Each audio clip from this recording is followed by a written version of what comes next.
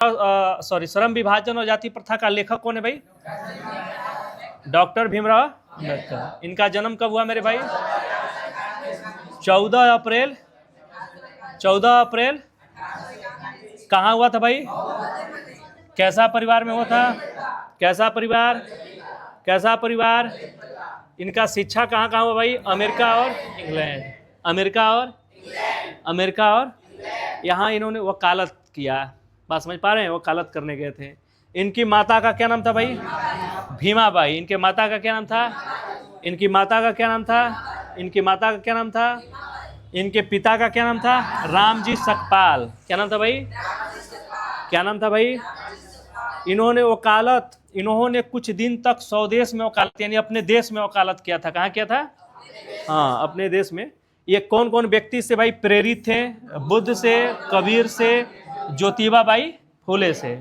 ज्योतिबाबाई, हाँ ज्योतिबाबाई फुले, ज्योतिबा फुले कह लीजिए ना, ज्योतिबा फुले। कौन से भाई? हाँ, अन्य नाम इनको कोई बाबा साहेब भी कहता है, संविधान निर्माता भी कहता है, संविधान का जनक भी कहा जाता है। इतनी बात क्लियर है क्या? इसमें से आप लोग से कोई क्वेश्चन छूट जाएगा ऐसा लगता है? मेरी पढ़ाई वैसा ही होना चाहिए। मैं आपको जो चीज़ पढ़ा दूंगा, मैं आपसे वादा करता हूं कि हम आपको यहीं पचवा दूंगा। अरे समझे? थोड़ा सा अपनी मेमोरी पावर को ठीक रखेंगे तब। अपने अंदर बहुत सारे गंदगी भर के जब यहाँ बैठे हैं तो कुछ नहीं होगा। बात समझ पा रहे हैं? गंदगी थोड़ा सा निकाल के अपने दिमाग के बैठे रहेंगे तो आपको मैं यहाँ से राजा बना के भेजूंगा पढ़ाई के क्षेत्र में, इतना याद रखिएगा। और इसीलिए मैंने ये डिजिटल बोर्ड भी लगवाया है कि भाई कि जो काम हम एक काम को 3 दिन में करते थे वो हम एक काम को 1 दिन में कर ले। बात समझ पा रहे हैं? तो ये बातें क्लियर है भाई? आपके ग्रुप में ये चीज़ सेव होके चला गया है। यहाँ जो चीज़ें आपने देखा ये सारे चीज़ ग्रुप में जा रहे हैं, इसलिए उस नंबर से जुड़ जाइए। लजीवा सा तो घर से अगुआ भाग जाए, समझे क्या कर रहा है? हाँ देखा, वो बनिया ही ना पढ़े तो उनके पढ़ाई से कोनो मतलब बा? वो दहेज खाते ही ना एक, हाँ कहते हैं कि वो दहेज खाते ही ना कि किसी हमारे दहेजवा बढ़ जाए।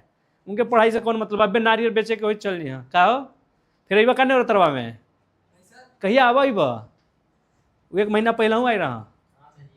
अब फिर हुआ देखे ही ना कि आकाश गुरु जी पहले से कैसन हो गए माना, जिंदा बना कि खत्म हो गई ना। अल्लाह अबा क्या पढ़े फिर रोज? बोला पढ़ मत। पढ़ाई बहुत बड़ा हुनर चीज है।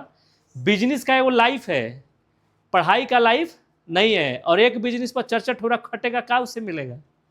अरे हमारी बात समझो बढ़िया गंभीरता से, तुम्हारे लायक बोल रहे हैं। एक बिजनेस के पीछे 4 लोग खटोगे, तुम्हें क्या मिलेगा? कुछ नहीं मिलेगा, उसमें बंटवारा मिलेगा। अब बड़े बड़े लोगों ने देखो छोटे छोटे चीज़ों के लिए हिस्सा लगा लिया है। आपके पास पढ़ाई एक ऐसा धन है कि भाई वो किसी को बांटने वाले नहीं है। तो जब तक तुम्हारे पास एज में मौका है पढ़ लो। और पढ़ा लिखा बच्चा, पढ़ा लिखा का मतलब है कि शिक्षित बच्चा, साक्षर बच्चा नहीं खाली नाम लिख लिया, जोड़ना सीख गया, उसे हम साक्षर कहते हैं। जो शिक्षित बच्चा कि वो समझ पा रहा है कि भविष्य कैसा मेरा होना चाहिए, वर्तमान कैसा चल रहा है और हमारा भूतकाल कैसा था, ये तीनों का कॉम्बिनेशन बैठा के जो काम करना शुरू करता है उसे शिक्षित कहते हैं। तो आप ना थोड़ी सी बिजनेस के पीछे भागना, अभी तुम्हारा एज क्या हुआ है कि भाग रहे हो? बिजनेस से ना करे के बा, क्रीमे पाउडर ना घर ले आए के बा, पढ़ ला। नहीं तो बचवा रचना इनको देखो भाई, ये सारे हम लोग पढ़ लिए नहीं, ये रचना लिखवा दिया ना 10। समझ पा रहे? अब यहाँ से देखिए कुछ क्वेश्चन पूछा जा रहा है। क्या पूछा जा रहा है? क्वेश्चन। अब यहाँ से क्वेश्चन ये पूछा गया है कि एनीहिलेशन ऑफ कास्ट का हिंदी में, कोच में भाई हिंदी में रूपांतरण कब और किसने किया था? तो इसका आंसर क्या हो जाएगा? ललई सिंह यादव। और कब किया था? हाँ, इनकी मृत्यु कब हुआ था? बात समझ पा रहे हैं? बोलो भाई। इनके कितने खंडों में विभाजित किया गया है? 21 खंड है। कितने खंड है? कितने खंड है भाई? कितने खंड है? कितने खंड है? 21। क्या मेरी बात समझ पा रहे हो? कितने खंड है? 21। अब देखो, श्रम विभाजन और जाति प्रथा के लेखक कौन है? ये सारे ऑब्जेक्टिव क्वेश्चन है। यहां से कौन क्वेश्चन शुरू हो रहा है? क्लियर भाई? हम लोग सब कुछ पढ़ चुके हैं। अब हमारा आज का जो क्लास है इसी पर बेस्ड है, ऑब्जेक्टिव पर। और यहाँ से जितने ऑब्जेक्टिव हैं इससे बाहर एक भी ऑब्जेक्टिव तुमसे बाहर नहीं पूछेगा, इस बात को याद रखना। क्लियर है क्या मेरी बात? बोलो भाई, यहाँ से एक भी बाहर नहीं पूछेगा, इस बात को याद रखिएगा। इसे थोड़ा पचा लीजिएगा और हमें नहीं लगता है कि आपसे छूटेगा। अभी देखिए ना, सारा आसान आसान है, आपको आसान हो गया होगा। श्रम विभाजन और जाति प्रथा का लेखक कौन है? अंबेडकर जी का जन्म कहां और कब हुआ था? 14 अप्रैल 1891। कहाँ? हाँ, इसको देखिए टाइपिंग में इधर से उधर चल गया है, टाइपिंगो करे वाला कब को डिजाइन के मार दिला नहीं। श्रम विभाजन और जाति प्रथा पाठ की विधा कैसा है मेरे भाई? ये निबंध है। कैसा है? कैसा है? कैसा है? अच्छा, यहां लिखा गया है कि एनिहिलेशन ऑफ कास्ट का हिंदी रूपांतरण किसने किया भाई? ललई सिंह। ललई सिंह। ललई सिंह। श्रम विभाजन और जाति प्रथा पाठ बाबा साहेब के किस भाषण का अंश है बताइए तो? हाँ, एनिहिलेशन ऑफ कास्ट, उसी से न लिया गया था भाई। हाँ, भीमराव अंबेडकर जी के प्रमुख प्रेरक कौन कौन व्यक्ति थे? बुद्ध, कबीर और ज्योतिबा फूले। बुद्ध, कबीर और ज्योतिबा। क्लियर है मेरे भाई? इन्हीं बात समझ में आ रहा है? चलिए ये देखिए, आदर्श समाज स्वतंत्र, समानता, मातृत्व पर आधारित है। कहाँ? भारत में। कहाँ भाई? भारत में। भारत में जो हमारी संविधान लिखी गई है उसमें किसकी बात की जा रही है? स्वतंत्रता की। किसकी बात की जा रही है? समानता। और यहाँ मातृत्व नहीं होना चाहिए, भाईतृत्व होना चाहिए, भाईचारा होना चाहिए। क्या होना चाहिए भाई? भाईचारा। क्या होना चाहिए? हाँ, क्या होना चाहिए? भाईचारा। इस बात को याद रखिएगा, यहाँ गलत ये मिस टाइपिंग है, क्योंकि आपके किताब में भाईचारा की बात किया है। किसकी किया है? भाईचारा का। क्लियर है? आधुनिक सभ्य समाज श्रम विभाजन को क्यों आवश्यक मानते हैं बताइए? आधुनिक जो सभ्य समाज है श्रम विभाजन को क्यों आवश्यक माना गया भाई? कार्य कुशलता के लिए। किसके लिए भाई? हाँ, कार्य कुशलता के लिए। किसके लिए?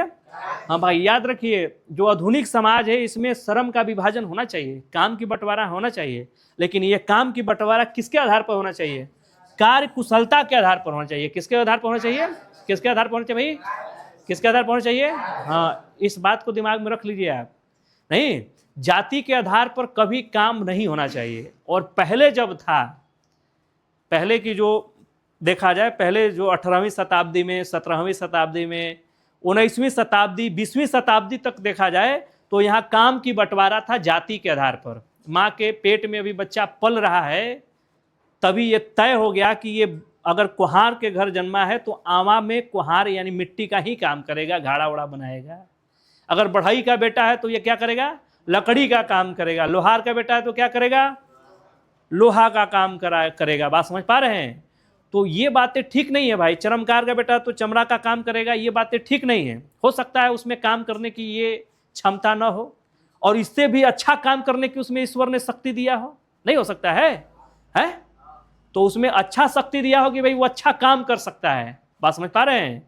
अब देखो भाई, अगर तुम जाति के आधार पर काम बांट दोगे तो देश कभी विकसित नहीं होने वाला है। और इसीलिए शायद हमारा देश अविकसित था पहले, इसीलिए एक मुट्ठी अंग्रेज आए और 300 वर्ष प्लस हमारे देश को गुलाम बनकर हमको अपने आगे पीछे घुमाते रहे, क्योंकि हम जातिवाद में बटे हुए थे, हम छोटे छोटे कामों में बटे हुए थे, हम उतना सोच ही नहीं पा रहे थे। अंबेडकर जी ने इसी बात को उन्होंने विरोध किया और कहा कि नहीं नहीं भाई, जाति के आधार पर काम नहीं होना चाहिए, ये कार्य कुशलता के आधार पर काम होनी चाहिए, योग्यता के आधार पर काम होनी चाहिए। और योग्यता के आधार पर ही काम को इन्होंने श्रम विभाजन को अच्छा माना। कहा कि सभ्य समाज में जो श्रम विभाजन, श्रम माने काम मजदूरी, जो विभाजन होना चाहिए किसके आधार पर होना चाहिए? कार्य कुशलता। अगर वह किसी भी जाति का बच्चा है, अगर अच्छा काम कर सकता है तो उसे मौका मिलनी चाहिए। एपीजे अब्दुल कलाम देखिए, एक मुसलमान परिवार से आते थे, अगर उनको मिसाइल बनाने का मौका नहीं मिला होता तो शायद आज कई देश हमको धमकाता, लेकिन उन्होंने मिसाइल बना के हमारे देश को हथियार यानी अच्छे श्रेणियों में लाकर उन्होंने खड़ा कर दिया। क्या मेरी बात समझ पा रहे हैं? तो भाई हर व्यक्ति को काम का जो बंटवारा होना चाहिए योग्यता के आधार पर होना चाहिए। किसके आधार पर होना चाहिए? हाँ, भारत में बेरोजगारी, यहाँ देखो गलत लिखा है, बेरोजगारी है। क्या भाई? बेरोजगारी। भारत में बेरोजगारी का प्रमुख कारण क्या है? जाति प्रथा। क्या भाई? जाति प्रथा। क्या भाई? जाति प्रथा। क्या भाई? जाति प्रथा। क्या है? जाति प्रथा। इस बात को याद रखिएगा कि भारत में बेरोजगारी का सबसे बड़ा अगर कोई कारण है तो वह कारण क्या है? जाति प्रथा है। क्या भाई? जाति प्रथा। क्या है? जाति प्रथा। हाँ, क्योंकि भाई बेरोजगारी बढ़ती जा रही थी। एक परिवार का 4 बच्चे थे, चारों को वही काम करना है, जो उनके पिताजी काम कर रहे थे, तो उन चारों को मजबूर किया जाता था वही काम करने के लिए, और चारों अगर उसी काम को करता था तो एक ही काम का डिमांड होता था। बात समझ पा रहे हैं? इसलिए 3 क्या हो जाते थे? बेरोजगार हो जाते थे। अरे हमारी बात समझ में? तो बेरोजगारी का जाति प्रथा से क्या होंगे? बेरोजगारी जन्म लेगा। क्या लेगा भाई? अब आपको खेती में काम करने के लिए 3 लोग चाहिए, और खेती में काम करने के लिए पूरे 10 परिवार लगा हुआ है, तो 7 परिवार तो एक्स्ट्रा लगे ना भाई। हमारी बात समझ पा रहे हैं? आपके पास मान लीजिए 1 बीघा खेत है, और उसे काम करने के लिए 2 लोग दम काफ़ी हैं, 2 लोग आराम से खेती अच्छे से कर लेंगे। लेकिन आपके परिवार में 10 लोग हैं, 10 लोग उसी में लगा है, तो 8 लोग तो फालतू उसमें लगे हैं ना। अब बताइए कि आप बेरोजगारी बढ़ेगी कि बेरोजगारी घटेगी आपके घर की? आपके घर की आर्थिक व्यवस्था मजबूत होगा कि आर्थिक व्यवस्था खराब होगा? और पहले उनको कहा जाता था कि जो तुम्हारा बाप काम कर रहा है वही तुम करो, तो भाई वो मजबूरी भी हो जाता था कि वो बच्चा चाह के भी दूसरा काम नहीं कर पाता था। लेकिन जब इसकी बेड़ियां तोड़ी गई तो अब वह 8 बच्चे दूसरा काम कर रहे हैं, तो उनके घर की रोजगार बढ़ रहा है कि घट रहा है? अर्थव्यवस्था उनकी ठीक है कि खराब है? ठीक हो रही है। तो भीमराव अंबेडकर जी इसी बात को उन्होंने कहा था कि भारत में बेरोजगारी का एक और प्रमुख कारण है, वह कारण क्या भाई? जातीय प्रथा। और ये बात कब का हो रही है? 1936 की। कब की बात हो रही भाई? 1936 की। आज कब चला है? 2026। क्या मेरी बात समझ पा रहे हैं? एक लंबे फासले की दूरियां तो हो चुकी हैं, लेकिन उस जमाने में ये चीज स्पष्ट दिखाई दे रहा था, तो उन्होंने इसकी चर्चा भी किया है। क्लियर है? संविधान निर्माता अंबेडकर के अनुसार आदर्श समाज कैसा होना चाहिए, या आदर्श समाज किस पर आधारित होना चाहिए? तो उन्होंने क्या कहा था भाई? स्वतंत्रता, समानता और भ्रातृत्वता, जिसे हम भाईचारा बोलते हैं। क्या बोलते हैं भाई? उन्होंने कहा था कि भाई संविधान जो निर्माता थे भीमराव अंबेडकर जी, उनके अनुसार आदर्श समाज वही होता है, सबसे अच्छी समाज वही हो सकती है जिसमें स्वतंत्रता की बात हो। जिसमें किसकी बात हो? स्वतंत्रता की। जिसमें किसकी बात हो? समानता की बात हो। किसकी हो भाई? और भाईचारा की बात हो। किसकी बात हो? अगर समाज में ये तीनों चीज दिखाई दे रहा है तो भाई वह समाज कैसा है? आदर्श समाज है। अगर ये तीनों चीज का भेदभाव हो रहा है तो वह परिवार कभी भी, या वह समाज, या वह देश कभी भी आदर्श हो सकता नहीं है। बात समझ पा रहे हैं? तो समाज को ऐसा होना चाहिए भाई, सबकी स्वतंत्रता होना चाहिए। जा आपको जो इच्छा वो कर लो भाई, आपकी जो मर्जी वो कर लीजिए। बात समझ पा रहे हैं? मर्जी का मतलब ये भी नहीं होना चाहिए कि समाज का नुकसान हो, ये भी नहीं होना चाहिए कि समाज का क्या हो? नुकसान हो। अब देखिए आज हमारा देश में भाई स्वतंत्रता तो है, लेकिन आपको इतना भी स्वतंत्रता नहीं है कि भारत की झंडा फाड़ दें। इतना स्वतंत्रता नहीं है। फाड़ के देखिए, लाले लाल हो जाइएगा। इतना भी नहीं है कि आप देश को गाली दें। आप देश को गाली दीजिए, देखिए फिर उसके बाद फिर खुदे सेना के जवान आपको तोड़ ताड़ के दम बढ़िया दम प्लस्तर कर देगा। बात समझ पा रहे? झांझी भी आपको भर्ती लेने वाले नहीं है, वो भी जवाब दे देंगे कि भाई इसको ट्रामा सेंटर लेके जाओ बनारस। अरे समझ में? तो आप इतना भी नहीं है भाई, आप शराब पी के समाज को गाली दीजिए, बंदूक लहराइए, ये भी आपको इजाजत दी नहीं जा रही है। आपको इतनी स्वतंत्रता है कि आप किसी भी सरकार के खिलाफ आवाज उठा सकते हैं। इतनी स्वतंत्रता है कि आप भारत के किसी भी राज्य में जाके बस सकते हैं। इतनी स्वतंत्रता है कि आप जाति पाति की बात नहीं कर सकते हैं। किसी भी जाति, किसी भी पाति के हो, आप सरकार के भी किसी कार्यों में आप अवसर के लाभ ले सकते हैं। बात समझ पा रहे हैं? महिलाओं को, पुरुषों को, छोटकी जाति, बड़की जाति, निम्न जाति, सबको एक सीढ़ी पर, एक क्षेत्र पर, एक मैदान पर, एक रेखांकित रेखा पर आके सबको खड़ा कर दिया गया है कि यहाँ से तुम अपने जीवन का यापन कर सकते हो।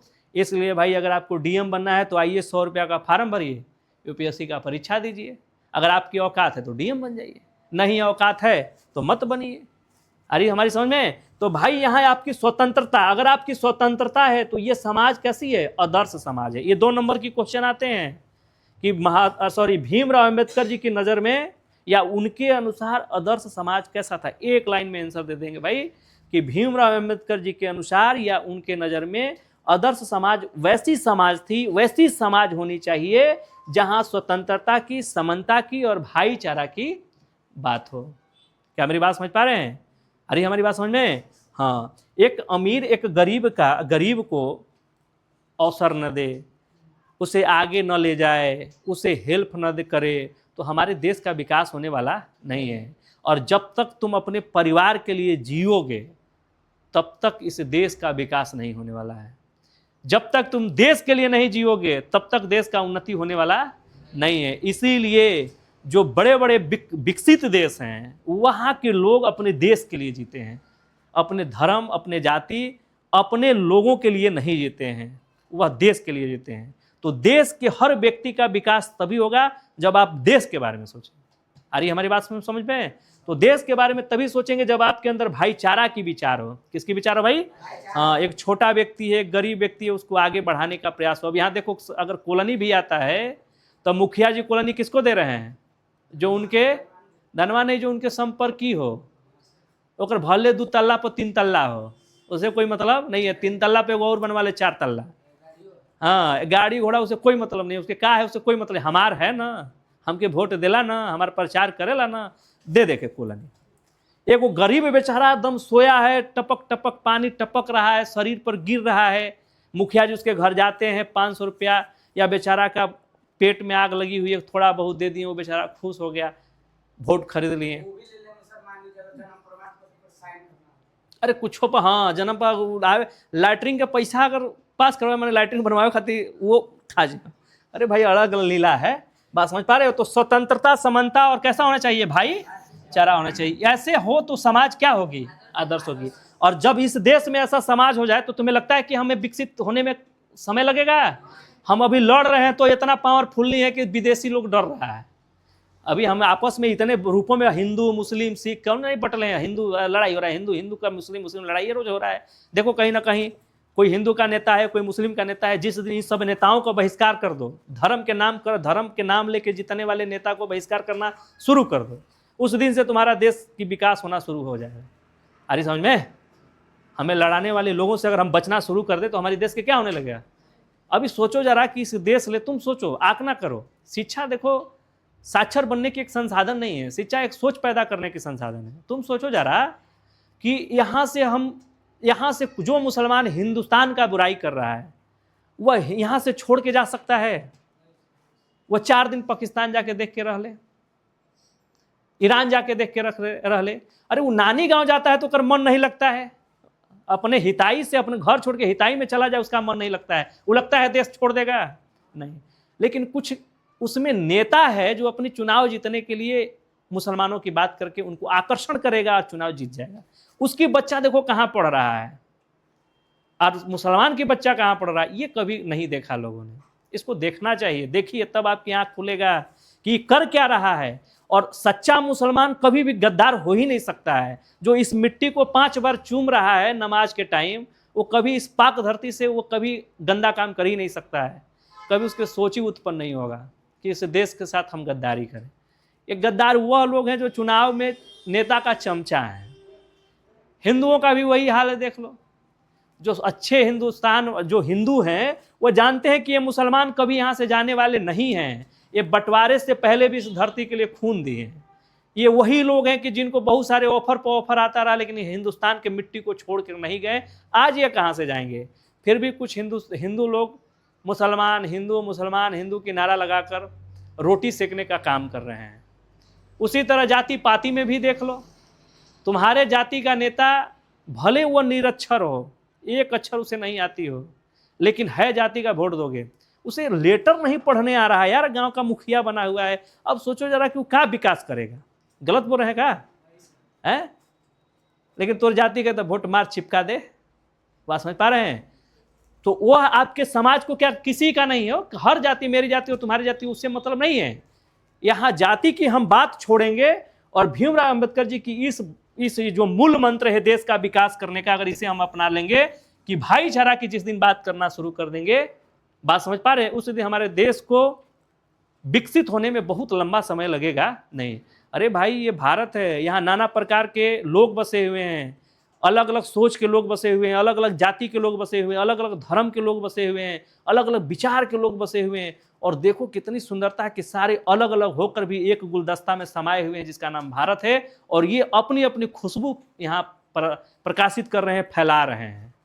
क्या मेरी बात समझ पा रहे हैं? अगर इस सुंदरता, इस जो गुलदस्ता बनी है, इसकी सुंदरता को हम सही से निभाएं तो हमें देश को विश्व गुरु बनाने में बहुत कम समय न लगेगा। हो, क्या मेरी बात समझ पा रहे हैं? हमें दुनिया के सबसे ऊंचा पटल पर जाने में कितना समय लगेगा? अरे भाई, हमारे यहाँ के बच्चे बहुत मेहनती होते हैं। एक गरीब घर का बच्चा, बात समझ पा रहे हो, IAS IPS जैसे परीक्षा को क्रैक कर देता है जिसके पास कोई संसाधन नहीं है। अभी भी जो हाटा के बच्चा भाई बिहार, अरे जिला टॉप आया है, उसके पिताजी सब्जी बेचते हैं बनारस में, उसके पास कोई संसाधन, निहाल गरीब है। जाके देखो उसके घर, कौन गांव है, कौन सा गांव है हाटा के बगल, कौन सा है? औखरा का वो बच्चा है, जाके देखो, आप पता करिए। तो भाई निम्न परिवार के बच्चे बड़ा रिकॉर्ड बनाते हैं। अच्छा, तो आपके पास समय है, पढ़ाई तो रहेगा यार, यहाँ fail pass result first second आता रहेगा, लेकिन आप ऐसा ज्ञान लीजिए कि हमें थोड़ा सा आगे की सोच उत्पन्न करे। भीमराव अंबेडकर किस विडंबना की बात करते हैं, बताइए जरा। भीमराव अंबेडकर जी किस विडंबना की बात करते हैं? तो आज के समाज में जो जातिवाद है, कौन सी भाई, और इस जातिवाद के जो पोषकों की कमी नहीं है, उनकी बात करते हैं। किनकी बात करते हैं भाई? हाँ, जातिवाद के पोषकों की कमी नहीं है। आज भी लोग जातिवाद की बातें करते हैं, इनकी कमी नहीं है। जाति पाति के नाम पर लड़ जाएंगे, हो, जाति पाति के नाम पर देखो ना बहुत कुछ कर देते हैं। बात समझ पा रहे हो? इन लोगों की अभी भी कमी नहीं है। इसी पर ये क्या करते हैं, इसे विडंबना का मतलब होता है कि ये बेकार चीजें हैं, ऐसा चीजें नहीं होना चाहिए, आश्चर्यजनक चीजें, जो चीजें देश में नहीं होना चाहिए वह चीजें हो रहे हैं। क्या मेरी बात समझ पा रहे हैं क्या? अंबेडकर के अनुसार भाईचारा का वास्तविक रूप क्या है? देखिए, बहुत अच्छी क्वेश्चन है। भाईचारा का मतलब वास्तविक रूप क्या है? दूध और पानी का मिश्रण। जैसे दूध में अगर आप पानी को मिला देते हैं और पानी में दूध को मिला देते हैं, तो अगर आपसे पूछा जाए कि बताइए ये जो दूध मिलाने वाला है पहले कौन मिलाया था, आप बता सकते हैं? मान लीजिए हम ग्वाला हैं, हमने पहले दूध मिलाया कि पानी मिलाया, कि पानी में दूध मिलाया, कि दूध में पानी मिलाया, आप बता सकते हैं? नहीं। यानी दूध में इतनी कैपेसिटी है, इतनी उसमें सुंदरता है कि उसमें पानी को भी मिला देंगे तो उसे दूध बना देता है। बात समझ पा रहे हैं? और उनकी मिश्रणों का हम आंकड़ा नहीं लगा सकते हैं कि मिला हुआ दूध में पानी कितनी है। इसी तरह समाज में मिला हुआ भाईचारा कभी भी ये पता नहीं होनी चाहिए, कभी भी नहीं ये दिखाई देना चाहिए कि एक भाई ये समझे कि एक भाई हमसे द्वेष कर रहा है, या एक भाई हमसे नफरत कर रहा है, या एक भाई हमको छूने में भी अपने आप को अछूत महसूस कर रहा है। क्या मेरी बात समझ पा रहे हैं? अब सोचो जरा कि एक भाई आके, एक जाति के लोग आपके घर आता है, अरे छुआछूत, तू कैसे आ गया, छू दिया, तो भाई उसे कैसा लगेगा? वो चाहेगा, देश में उसकी भूमिका क्या होगा? अरे भाई, देश की घर पर भी कर सकते हैं, इस बात को याद रखिए। क्या जी, चाची जी? कौन कृष्णा? यहाँ के से हम पूछनी ही ना कि तू काल काहे नहीं लह, तो कहना कि हम खेत पर गए रहे, तो हम कहनी कि खेत पर जइब, आंटी भी खेलता ना, अब 10 में पढ़ता ना, छोड़।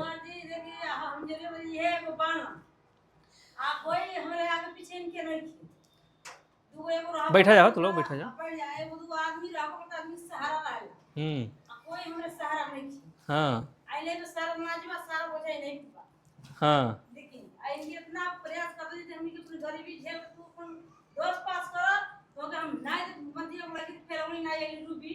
हाँ हाँ, तो आप पहले ही आपके वो आवत, तो हम पहले ही आपके उनसे कले रहे कि आप एक पैसा मत दे भी फेल हो, पास नहीं हुए। शुद्ध हिंदी नहीं लिखा होता, ओके। इनकरो आद स्थिति ठीक नहीं खे ना, इनकरो स्थिति ठीक नहीं खे। स्थिति ठीक के मतलब बोला कि 10 के लड़का 10 नियर समझे। 2 दिन यहाँ 4 दिन गायब हो जाता ना, तो जल्दी अब इनके अब तो अब देखिए यहाँ तो भाई हमने तो घर जाकर ले जी नहीं, ये 2 दिन के दिन के बाद आता हूँ, 3-4 दिन के बाद हमें लगा था कहीं आई रहे से पहले 2-3 दिन, बताइए कि 2 दिन 3 दिन गायब करिए तो क्या पढ़िए? इस सिलेबस ना हजी, ये 10 में 14 गो किताब पढ़े के बाद, एगो किताब 27 दिन में खत्म करे के बाद, बहुत एमन अथुआ बा कुछ है उतना माया माया में लड़का लेकिन नहीं पला, माया में लड़की पला ली लड़का थोड़ी पला सा जी, इनके कुछ पल ले बानी सही कहते हैं, माया में लड़की पला ली लड़का थोड़ी पला सा लड़कन के यानी के हो गया भाई। इतनी बात समझ में आ रहा है, इतना क्लियर है, क्लियर भाई। तो याद रखिए भाईचारा हमारा वास्तविक कैसा होना चाहिए, दूध और पानी के मिश्रण की तरह, दूध और पानी के बात समझ पा रहे हैं। जाति प्रथा पेशे के दोषपूर्ण पूर्व निर्धारण ही नहीं करती है बल्कि मनुष्य को जीवन भर के लिए एक पेशा में बांध देती है। देखिए ये बिहार बोर्ड का बड़ा प्रचलन है। अब ऑब्जेक्टिव देखिए ऐसा ही क्वेश्चन पूछता है, इस बात को, इस ट्रेंड को समझ लीजिए, इस नेचर को समझिएगा। ये क्वेश्चन जो दे रहा है इस नेचर को समझिए। हर बिहार बोर्ड में हर चैप्टर से ऑब्जेक्टिव, और याद रखिए हिंदी आपको पढ़ना है सिर्फ ऑब्जेक्टिव के लिए, सब्जेक्टिव के लिए नहीं पढ़ना है, खाली 50 नंबर के लिए पढ़ना है। तो इसे हमें ज़्यादा लिखने की ज़रूरत नहीं है, हमें इसे ज़्यादा समझने की ज़रूरत है, क्योंकि 35 नंबर आपका दे के चली जा रहा है गद्यांश निबंध पत्र, और 15 नंबर कहीं से भी पूछेगा तो शौक से आप बना देंगे। इतना तो हम आपको भरपूर बना के बता के ही भेजेंगे, बस में खाली रिवीजन इन साल हम ज़्यादा करवाएंगे। अब विश्वास करिए मैं जितना साल से पढ़ा रहा हूँ मैं रिवीजन उतना नहीं करवाया, भले अंतिम जाते जाते टेस्ट खाली मरवा दिया सब्जेक्टिव, लेकिन जिस तरह रिवीजन होना चाहिए नहीं कराए हैं। इसलिए इस बार हर संडे, हर साप्ताहिक टेस्ट, हर मासिक टेस्ट, बात समझ पा रहे हैं, पूरी व्यवस्था किए हैं। इस व्यवस्था में दम इस व्यवस्था से कोई समझौता नहीं, और इंटर मैट्रिक वालों के साथ तो व्यवस्था में समझौता ही नहीं। और 8 वाला जो हमारा बैच है जो 9 में अभी समाया है, इस बैच का हम आज से लिख के दे रहे हैं आपको, लिख के आपको दे रहे हैं कि अगर इसमें से हमारा सपना साकार नहीं हुआ तो फिर क्लास बंद कर देंगे, मान लेंगे कि हमारे पढ़ाने में कमी, क्योंकि 8 वाला ठीक ठाक आया है और 8 वाला पर मेहनत भी बढ़िया हो रहा है। जब 9 में गया तो उसका लेवल बन गया। 8 में हमने उनको 3 महीना 4 महीना 6 महीना के आसपास तो मैंने सिर्फ राइटिंग बिठवाया है। उनकी राइटिंग देखिए, आप लोगों का राइटिंग इसमें किसी का एक ठोड़ा का नहीं होगा। आप पूरे लोगों का चैलेंज दे रहे हैं, आप लोगों को चैलेंज दे रहे हैं, उसकी राइटिंग हम आपको दिखाएंगे। चैलेंज दे रहे हैं, वो लोग 2 कॉपी कर रहे हैं, आप लोग का राइटिंग उसके जैसा नहीं होगा। 1-2 बच्चा का हो जाए तो अच्छी बात है, नहीं तो आप लोग अधिकांश, आप लोग इसमें तो बहुत सारे लोग हमें नहीं लगता है कि वो 9 करके पास करके आए हैं, बस में पढ़ा रहे हैं, आए हैं तो पढ़ा रहे हैं। जैसे देखिए अब शिकायत आ रहा है, अब बताइए इस बच्चे को हम भगा भी देंगे तो इसके साथ हम मजाक करेंगे। हो सकता है किसी लौ में पढ़ ले और जीवन में कुछ कर ले, ऐसा जरूरी थोड़े पिछड़ा वर्ग के बच्चा, कमजोर बच्चा कुछ नहीं करेगा। इस माया में इसको पढ़ा रहे हैं, लेकिन इससे हमारी क्लास का नाम भी डूब रहा है। इसकी एक बहन हमारे यहाँ पढ़ती थी, इसके पिताजी यही आए थे, हमने कहा कि भैया आपकी लड़की को हम पढ़ाएंगे, हमको 1 रुपया नहीं देना है, लेकिन ये पास नहीं हो पाएगी। अगर ईश्वर चाहा तो शायद हो जाए, लेकिन वह नहीं हुई। मैंने 1 रुपया भी नहीं लिया, लेकिन आपसे 1 रुपया छोड़ने वाला नहीं है। समय में जब आप खाली साल भर ठहरिए, साल भर, खाली साल भर ईमानदारी से, 1 महीना के अंदर तो आपके अंदर बदलाव ला देंगे। जो आप थे वो नहीं रहेंगे, इसकी फुल गारंटी है। खाली 1 महीना समय दीजिए, 1 महीना में पहले आपके अंदर जो अगुणे थे वो सारे अगुण तो खा जाएंगे हम, आपके अंदर अगुण खा के गुण भरना शुरू कर देंगे। इसकी पूरी चैलेंज है। अरे समझ में? अभी देखिए मैंने ये किताब का ये सारी चीज मैंने पढ़ाया है आपको, इसमें से मैं अभी 80 क्वेश्चन यही लगा रहा हूं, और 80 क्वेश्चन आप मारेंगे फट फट। इतनी आपके अंदर डेवलप कर दिया। इसमें से बैठे हुए आधे बच्चे तो उन्होंने कभी किताब उठाया ही नहीं, कॉपी उठाया ही नहीं याद करने के लिए, लेकिन मैंने यही याद करा दिया। यही तो कलाकारी है और क्या है। अब सोचिएगा कि एक टीचर आपको घोल के पिला दे तो ये संभव नहीं है। मैं आपको ये बता रहा था कि भाई ये जो लाइन देख रहे हैं, ये बिहार बोर्ड में यही लाइन अब ट्रेंड चल गया है।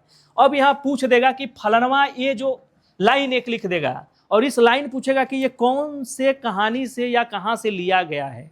जैसे यहाँ एक लाइन लिखा गया है कि जाति प्रथा पेशे का दोषपूर्ण पूर्व निर्धारण ही नहीं करती है बल्कि मनुष्य को जीवन भर के लिए एक पेशे में बांध देती है। ये प्रस्तुत गद्यांश का लेखक कौन है आप तो जानते हैं, दे दिए।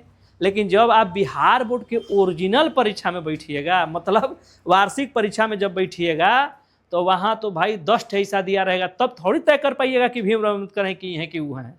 ये तभी तय कर पाइएगा जब किताबिया के 1-1 लाइनियाँ पढ़े हैं, अरे समझ में, तब आप तय कर पाइएगा। तो इसका मतलब ये है मेरे भाई कि 50 में 50 ऑब्जेक्टिव लाना चाहते हो तो किताब तो ईमानदारी से पढ़ना पड़ेगा। अगर थोड़े से मैं खाली थोड़ा सा मिस किया तो पीछे बेंच पर बैठा हुआ लड़का आगे चल गया तुमसे। आपको क्या लगता है कि इसमें 17 लाख बच्चे इस बार परीक्षा देंगे, उसमें से 6 लाख बच्चा 9वीं क्लास में था तभी से 10 के रगड़ रहा है, अब वो 10 में गया तो रिवीजन शुरू कर दिया। और आपको अभी क्या करना है, पढ़ना है, इसके साथ साथ अब सोचिए जरा कि आपको कितना मेहनत, बात समझ पा रहे हैं। अगर आप छोटी आनंद में फंसेंगे तो फिर आपके जीवन नरक हो जाएंगे भाई। इस चीज़ों को समझ रहे हैं ना, तो ये पकड़ लेंगे नहीं पकड़ लेंगे। हाँ, अब यहाँ देखो भाई, हमने कहा था कि बुद्ध की बात हो, कास्ट की बात हो, वो किताब कौन लिखा है, सोचना ही नहीं है, मार देना है। अरे समझ में, तो यहाँ लिखा है बुद्ध एवं हिज धम्मा का लेखक कौन है भाई, हाँ, हु आर शूद्रज, कौन है भाई, हाँ, यहाँ शूद्रज गलत लिखा है, तो हु आर शूद्राज का लेखक कौन है, कौन है भाई, क्या मेरी बात समझ पा रहे हैं। भाईचारे का दूसरा नाम क्या है, भाईचारे का दूसरा नाम क्या है, भाईचारे के दूसरा नाम क्या है, भाईचारे का, बोलो भाई। अंबेडकर ने किसको मानवीय अधिकार एवं समय दिलाने के लिए अधिक संघर्ष किया था, अछूतों को, किसको भाई, हाँ, अंबेडकर जी ने मानवीय अधिकार देने के लिए, जो एक मानव का अधिकार होता है, उस अधिकार को दिलाने के लिए सबसे ज्यादा अगर संघर्ष किया था तो वह कौन सी विषय थी भाई, अछूत। कौन सी विषय भाई था, अछूत। एक बहुत बड़ी समूह को अछूत माना जाता था, और यही वो लोग थे जो पूरे अर्थव्यवस्था का स्ट्रक्चर को संभाले हुए थे। अछूतों को हल्का मत समझिए। तो इन्होंने संघर्ष किया कि भाई जो देश में मानवीय अधिकार नहीं मिल रहा है अछूतों को, बेचारों को, याद रखिए इस देश का सबसे महत्वपूर्ण इकाई अगर कोई है तो ये दलित परिवार हैं। ये किसी के यहाँ काम करके इस स्ट्रक्चर, इस देश का नींव चलाते हैं यही लोग। खेती में कटनी न करे तो आपके गेहूं सड़ जाएंगे, वो सवन न करे तो आपके घरे गेहूं नहीं आएगा, बात समझ पा रहे हैं। तो ये आपके जीवन का स्ट्रक्चर चलाने में इनका सबसे ज़्यादा भूमिका होती है। इसीलिए वैदिक काल में इनको चरण का दर्जा दिया गया कि ये पैर हैं, और ये शरीर का भार कहाँ टिका हुआ है, पैर पर। इसीलिए वही एक कॉन्सेप्ट चला पैर छूने का, हम पैर छू के क्षुद्र को प्रणाम करते हैं। बात समझ पा रहे हैं कि ये देश का क्या चीज चला रहा है, अर्थव्यवस्था। भाई कंपनी, हम बड़ा आदमी है, कंपनी खोल दिए, कंपनी में काम करने वाला मजदूर ना हो, तो कंपनी चलेगी। तो ये देश को चलाने के लिए किनकी जरूरत है, अछूतों को। और इन्हीं के साथ क्या हो रहे हैं, भेदभाव। तो भाई इनकी मानवीय अधिकार चाहिए कि नहीं चाहिए, और इन मानवीय अधिकार पाने के लिए कौन संघर्ष लड़ रहा है, हालांकि बहुत सारे लोग उस समय थे, बात समझ पा रहे हैं। लेकिन उन सब में से यह अलग नहीं थे, थोड़ा ज्यादा इन्होंने लगे, लेकिन यहाँ सब लोगों ने इस मेहनत किया है, बहुत लोगों का नाम है। इतनी बात क्यों क्लियर भाई। किसने प्रोत्साहन पर अंबेडकर को उच्चतर शिक्षा के लिए न्यूयॉर्क भेजा था, हाँ, बड़ौदा के, इतनी क्लियर है। तो ये 18 क्वेश्चन आपके किताब के हैं, 18 क्वेश्चन ऑब्जेक्टिव थे। कौन थे भाई, यही नहीं, आगे भी ऑब्जेक्टिव हैं। ये एक नंबरिया था।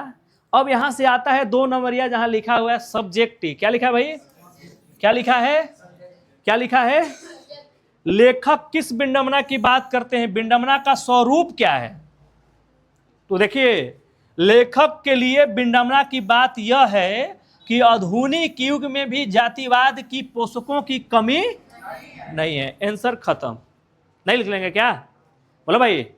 ये बिहार बोर्ड में खूब क्वेश्चन लगड़ के पूछ ले हैं, ये बिहार बोर्ड में खूब क्वेश्चन। 2 नंबर का मतलब है 20 शब्द में लिख दीजिए, 20 से 30 शब्द में लिख दीजिए। आंसर ऑथेंटिक होनी चाहिए, थोड़ी राइटिंग स्किल ठीक होनी चाहिए, लिखने की तरीका ठीक होनी चाहिए। क्या मेरी बात समझ पा रहे हैं।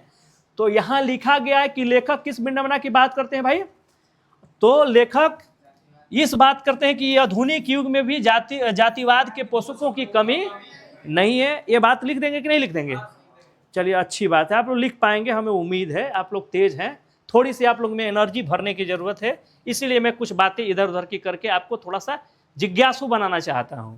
यहां लिखा है कि जातिवाद के पोषक उसके पक्ष में क्या तर्क देते हैं, जातिवाद के पोषक उसके पक्ष में क्या तर्क देते हैं। यहां लिखा गया कि जातिवाद के पोषक इस आधुनिक समाज में कार्य कुशलता के लिए श्रम विभाजन की आवश्यकता मानते हैं, और कहते हैं कि जो जाति प्रथा भी श्रम विभाजन का ही दूसरा रूप है। यहाँ जाति प्रथा है, क्या है? जाति प्रथा है कि जाति प्रथा वो क्या कौन लिख भाषा लिख दे ले बा ना। तो ये जाति प्रथा भी विभाजन का ही क्या है? दूसरा रूप है, इसलिए इसमें कोई बुराई नहीं है। बात समझ पा रहे हैं? अब इन्होंने कहा कि जाति, देखो ये उल्टा क्वेश्चन है, जातिवाद के पोषक जो हैं उसके पक्ष में क्या तर्क, उनका तर्क क्या है? जो जातिवाद को मानने वाले लोग हैं वह क्या राय देते हैं, वह क्या तर्क देते हैं? वह तर्क देते हैं कि भाई जातिवाद के पोषक इस आधुनिक समाज में कार्य कुशलता के लिए श्रम विभाजन की आवश्यकता तो होनी चाहिए, ये तो है, लेकिन जातिवाद में जो जातिवादी प्रथा था ये भी विभाजन का क्या था? दूसरा रूप ही था। क्या था भाई? दूसरा रूप था। कौन सा रूप था? एक आधुनिक जो युग चल रहा है, इस युग में एक तो ये बातें हैं भाई कि जो बच्चा भाई योग्यता के अनुसार पर काम करे, ये तो अच्छी बात है, इसमें कोई दिक्कत नहीं है, लेकिन इसका एक और रूप है कि जाति प्रथा के आधार पर काम होनी चाहिए, ये भी काम रहनी चाहिए, और पहले इसीलिए जाति के आधार पर काम किए या दिए जाते थे। क्या मेरी बात समझ पा रहे हैं? जैसे यहाँ इनकी एक राय ले लीजिए, इनका मानना था कि अगर देश में जाति के आधार पर काम है तो किसी के पास भूखमरी नहीं है, सबके पास अपना अपना काम है। क्या मेरी बात समझ पा रहे हैं? पहले हमारे पास, अब देखो ना भाई, 1750 से पहले कोई कंपनी, कोई सामान बना ही नहीं है, कोई आधुनिक वस्तु नहीं बना है, किसी चीज़ का निर्माण नहीं हुआ है, किसी चीज़ का आविष्कार नहीं हुआ 1750 से पहले। 1750 के बाद धीरे धीरे आविष्कार होना शुरू हो गया। अब इतने आविष्कार हो गए हैं, इतने आविष्कार हो गए हैं कि मत पूछिए। पहले कोई आविष्कार नहीं था, तो जीवन जीने के लिए कुछ ना कुछ काम करना पड़ता था। तो वह कौन काम करता था? जो पिताजी ने कर रहे हैं, जो जाति के लिए विशेष बनाई गई है, इसलिए हर जाति के पास अपना अपना काम था। आज देखिए हम बेरोजगार हो गए, बात समझ पा रहे हैं? आज जाति के आधार पर अब काम है नहीं, अब इतने सामान आ गए, इतने सामग्री आ गए, भाई बेना कौन खरीद रहा है? अगर डोम के बच्चा ये सोचे कि हम बेना ही बेचेंगे और उससे अपनी जीवन चला लेंगे, तो कोई उसका बेना खरीद रहा है? सबके घरे क्या लग गया? सबके घर एसी और पंखा लग गए हैं, कूलर लग गए हैं, अब कोई खरीद ही नहीं रहा, तो बताइए कि वो जातिगत काम करे? बात समझ पा रहे हैं? संभव ही नहीं है। अब यहां वही लिखा गया कि भाई कुछ लोग जो विद्वान थे ये तो मानते थे कि कार्य कुशलता होनी चाहिए श्रम के आधार पर, लेकिन श्रम के विभाजन, जो जातीय प्रथा के आधार पर श्रम विभाजन था, ये इसके कौन सा रूप था?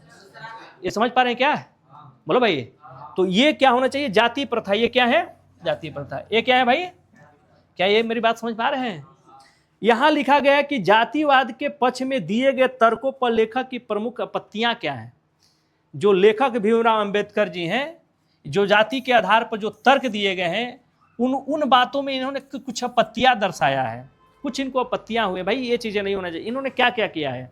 जातिवाद के पक्ष में दिए गए तर्कों पर लेखक की पहली आपत्ति यह है कि जाति प्रथा श्रम विभाजन के साथ साथ श्रमिक विभाजन का रूप लिया है। श्रम विभाजन निश्चय ही सभ्य समाज की, इतनी बात समझ में आया क्या है? अरे हमारी बात समझ में? देखो भाई, बिहार टॉप 10 में जो आता है ना, वो ये कहो लाइनमा याद किया है। कौन सी भाई? हालांकि ये ग्रुप में जा रहे हैं, यहाँ से मैंने जो पन्ना यहाँ हमने कभी लिखा तो ये ग्रुप में गए, यहाँ मैंने घेरा भी तो ये ग्रुप में चला गया, वहाँ सेव हो रहा है, मैंने एक लाइन यहाँ डाला वहाँ सेव होगा। बात समझ पा रहे हैं? ये सब ग्रुप में जा रहे हैं, तो आप ग्रुप भी वहाँ से खोलकर इसे डाउनलोड कर सकते हैं, डाउनलोड करके लिख सकते हैं। आपके पास इतनी संसाधन दिया कि आपको कलम मत चलाइए, आपके घर पहुँच गए।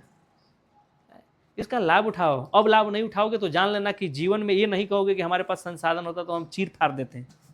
ये कहोगे कि हमको संसाधन मिला था लेकिन हम उस जमाने में मूर्ख थे, कि हम उस समय इतना हम डिजिटल बोर्ड पर पढ़े थे, यहाँ पढ़े थे, वो पढ़े थे, एक एक लाइन लिखना नहीं पड़ता था। ये वो किताब का देखो, हम लोग क्वेश्चन खत्म कर देंगे पूरे के पूरे, खाली 2 दिन में पूरी इसकी आंसर, क्वेश्चन, किताब सब खत्म कर देंगे, इतना हम जल्दी स्पीड से भाग रहे हैं।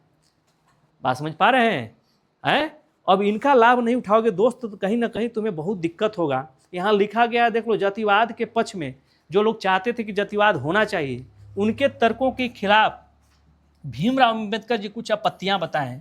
पहली आपत्ति तो इन्होंने ये दिया है कि जाति प्रथा श्रम विभाजन के साथ साथ श्रमिक विभाजन का भी रूप देता है। अगर जाति प्रथा हम करते हैं तो मजदूरी विभाजन का भी एक रूप देता है कि फलनवा का फलनवा ही काम करेगा, इस तरह के विभाजन हुआ।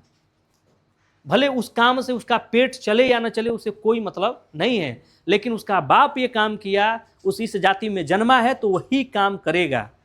बात समझ पा रहे हैं? ये क्या दे रहा है, इसका रूप दे रहा है। क्या दे रहा है भाई, रूप दे रहा है। तो यहां लिखा गया है कि जाति प्रथा श्रम विभाजन के साथ साथ श्रमिक विभाजन का भी रूप दे रहा था कि फलनवा का काम ही होगा, फलनवा का काम ही होगा, फलनवा का काम ही होगा। इनका पहली आपत्ति तो ये है। श्रम विभाजन निश्चय ही सब समाज की आवश्यकता है, परंतु किसी भी सब समाज में कार्य के साथ साथ लोगों का विभाजन नहीं होना चाहिए। भीमराव अम्बेडकर ने दूसरी आपत्ति तो दिया कि भाई श्रम विभाजन होनी चाहिए, समाज में निश्चय ही श्रम विभाजन होना चाहिए, ये सब समाज का निशानी है।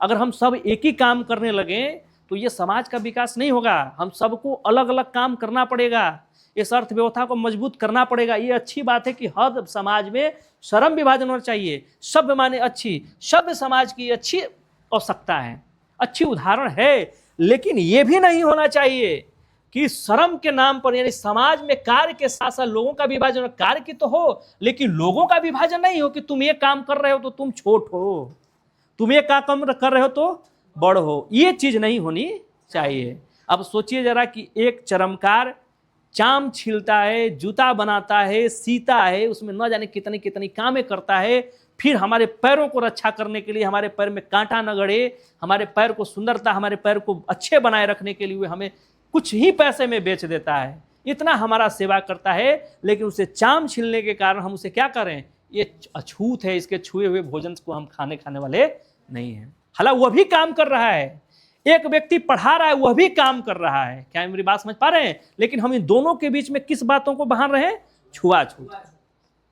एक लोहार दिन भर बेचारा फटा हुआ कपड़ा पहन के लोहा पीट पीट के हमको हथियार दे रहा है, कुदाल दे रहा है, खुरपी दे रहा है, बात समझ पा रहे, हंसिया दे रहा है और नाना प्रकार की चीज हमको दे रहा है, और हम अपने फसलों को काट रहे हैं, दौरी कर रहे हैं, दिस डेट जितने भी औजार चाहिए हमें वो दे दिया, यहां तक कि हमें लड़ने के लिए औजार दे दिया, यहां तक कि उसी का देने कि हम नए नए आज बहुत सारे औजार बना लिए।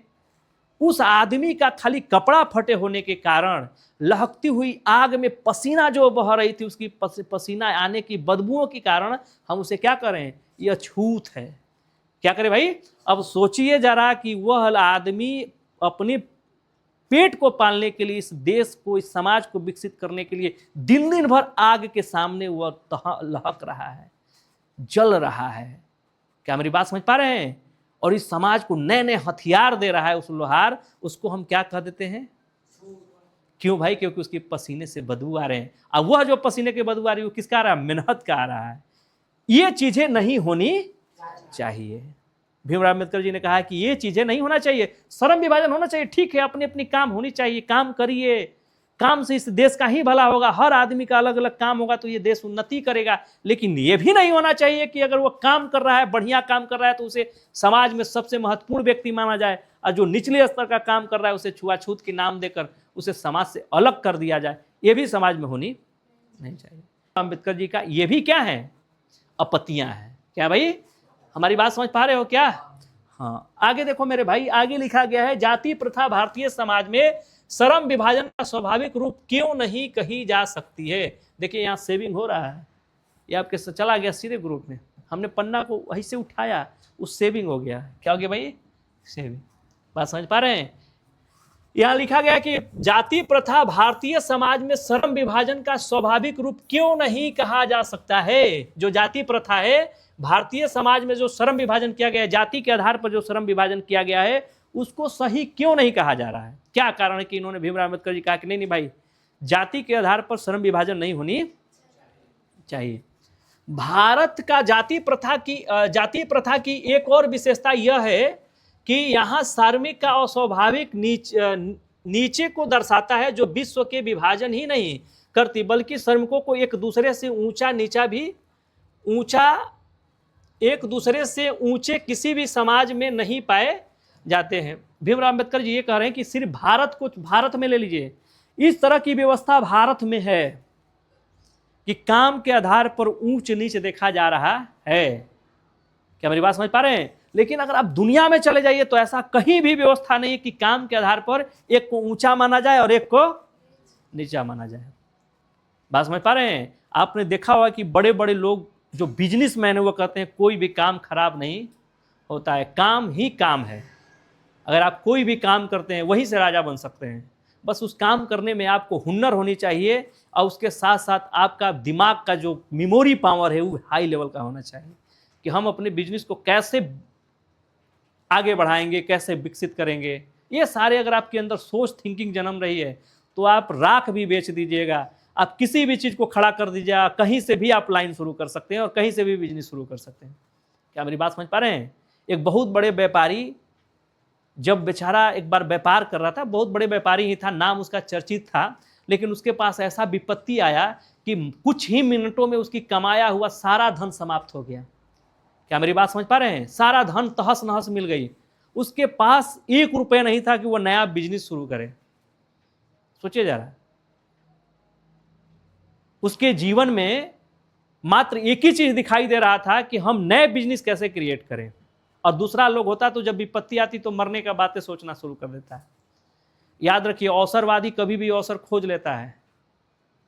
अवसरवादी कभी भी अवसर खोज लेगा, वो चाहे किसी भी मुसीबत में हो, कहीं भी हो, किसी देश में हो, किसी जगह में जहां कुछ भी ना हो वहीं भी चला जाए, वो अवसर खोज लेगा, वहीं से अपनी जीवन जीना शुरू कर देगा। उस व्यक्ति के पास जब पूरी धन समाप्त हो गई, पूरी आपदा विपत्ति सारा कुछ समाप्त हो गया, उसे जीने के लिए कुछ भी उसके पास नहीं था। उसके बच्चे, उसकी पत्नी अब भूखे रहना शुरू कर दिए, लगा कि रोड पर भीख मांगने की नौबत आ गई। ऐसी स्थिति उसके पास आया। वो बाजार में गया। अब वो सोचने लगा कि हम कौन सा बिजनेस करें, जेब में 1 रुपये नहीं है। देखा कि एक बहुत बढ़िया और अमीर आदमी अपने बिल्ली को लेकर बाजार में घूम रहा है, और ठीक उसी के पीछे यह आदमी सोचते हुए जा रहा था कि मैं अब क्या करूं, मैं कहां से शुरू करूं, मैं अपने परिवार को कैसे जिंदा रखूं। तब तक उसे मरा हुआ एक मूस मिल गया और वहीं से उसकी बिजनेस शुरू हो गई। सोचिए जरा, उसने मूस को उठाया, तुरंत झाड़ा वरा बिल्ली के पीछे पीछे पीछे पीछे उसे दिखाने लगा, हमारे म्याँ म्याँ म्याँ म्याँ करने लगे। बिल्ली भाई मूस देखेगी तो खाए के लिए अपनी जान लगेबे करेगी, और उसने पीछे पीछे उस दिखाने लगा, शुरू करने लगा। अब बिल्ली अपना परेशान होने शुरू कर दी। उसने उसका जब मालिक देखा तो पीछे आदमी खड़ा और उसने मूस लिया है, उसी के मूस की ओर वो बिल्ली झपटा मार रही है।